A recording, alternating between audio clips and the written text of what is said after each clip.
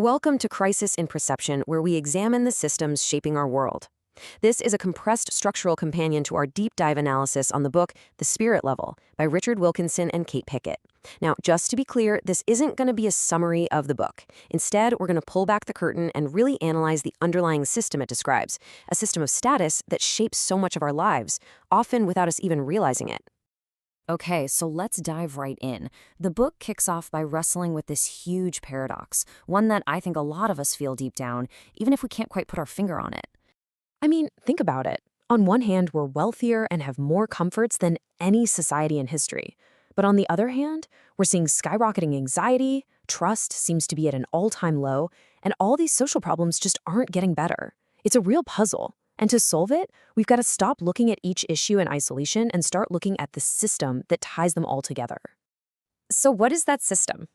Well, the authors argue it's what we can call the inequality hierarchy. And this isn't just about money.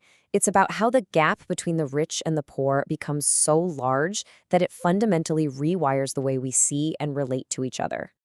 What's so wild about this is how you can actually feel it. This isn't some abstract economic theory. It creates a very specific kind of social atmosphere, one that feels an awful lot like a relentless, high-stakes competition that nobody signed up for. And this right here is the perfect way to picture it. Think of society as a giant ladder. Now, in a more equal society, the rungs are pretty close together. Moving up is possible, and falling down doesn't feel like the end of the world. But when you stretch that ladder out, when the rungs get super far apart, everything changes. The climb feels way more dangerous, the fall looks catastrophic, and this immense pressure builds on everyone to just hang on. So, okay, how does this steep ladder actually change us? Well, it gets under our skin. It literally affects our psychology, creating this very specific kind of stress that ends up shaping our thoughts and actions every single day. It works like a chain reaction. First, those big income gaps make us hyper-aware of where we stand compared to everyone else. Suddenly, the status game feels much more intense. This leads to what psychologists call social evaluative threat, which is really just a fancy way of saying we live with this constant nagging fear of being judged, of being looked down on. And when that feeling becomes constant, you get chronic stress and anxiety baked into the whole population. And here's the crucial part. That anxiety isn't just a feeling. It drives our behavior. We're always trying to manage how other people see us. And in our world, one of the main ways we do that is through the things we buy. You know, this goes way beyond just keeping up with the Joneses. It's more like a defense mechanism. It's a strategy to manage that social anxiety. Because in a society that's so spread out, our stuff, our car, our clothes, our phone, it all becomes a signal of our worth. Consumption isn't just about what we need anymore. It's about signaling our status so we can avoid that awful feeling of being seen as less. All right, so what happens when you have an entire society running on this fuel of status anxiety and defensive buying? Well, the system starts to crank out these really predictable, really negative outcomes. And these aren't just random problems popping up. They're the direct results of the inequality machine. And to give you a sense of the scale of these gaps, look at this number. By 2005, the CEO of Walmart was making 900 times what their typical employee made. Now compare that to 1968, when the CEO of GM, then the biggest company around, made just 66 times as much. That's a dramatic picture of that social ladder getting stretched to its breaking point. The consequences of this are just profound. This chart shows it crystal clear.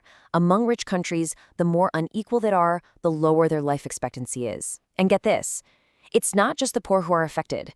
The chronic stress of living in this kind of society actually harms health outcomes for almost everyone, all the way up the ladder. And the list just keeps going. It's honestly staggering. More unequal societies consistently have less social trust, way more mental illness, more drug abuse, more violence, bigger prison populations, worse educational outcomes, and it's even harder for people to climb that ladder. It's not one or two problems. It's a total system-wide breakdown. So this begs a pretty big question, right? If the system is so obviously dysfunctional and damaging, why don't we just fix it? Well, the answer is tricky. There's this powerful feedback loop that locks the system in place and makes it incredibly hard to change. We get caught in a trap of treating the symptoms instead of the actual disease. We're constantly reacting. We build more prisons to deal with crime, we pour money into healthcare to treat stress-related illnesses, we prescribe more drugs for anxiety. But those are all downstream fixes. The upstream solution, actually narrowing the income gaps that cause all this in the first place, that requires a huge amount of social trust and political will, which, ironically, are the very things the system itself destroys. And this all leads us to the single most important takeaway. The real breakthrough happens when we stop seeing all these different crises and start seeing the one single interconnected system that's producing all of them. This, right here, is the real crisis in perception. We have entire industries and government departments built to tackle crime or addiction or poor health as if they're all completely separate things. But what if they're not? What if they're all just different symptoms of the same underlying sickness? A society that's been fractured by status anxiety, all driven by extreme inequality. Because here's the thing, this inequality system doesn't exist in a vacuum. It plugs into everything. It overloads our healthcare system, it turns our schools into another place for status competition, it fuels an unsustainable consumer culture, it totally distorts our politics, it even makes it harder to deal with huge problems like climate change. So, in the end, this analysis really just flips the script. It asks us to stop blaming individuals for their problems, whether it's debt or anxiety or poor health, and to start really looking at the social structure that's reliably producing these outcomes for millions of people. Because seeing that structure, well, that's the first real step toward ever changing it. Crisis in Perception examines how systems shape belief and how better tools help us see clearly. This project is free and publicly accessible. If you'd like to support the time, tools, and research behind Crisis in Perception, you can become a supporter on Patreon. For a longer audio-based analysis of this topic, see the deep dive linked in the description. If you enjoy this kind of systems-level analysis, please like, subscribe, and comment with books or topics you'd like us to explore next.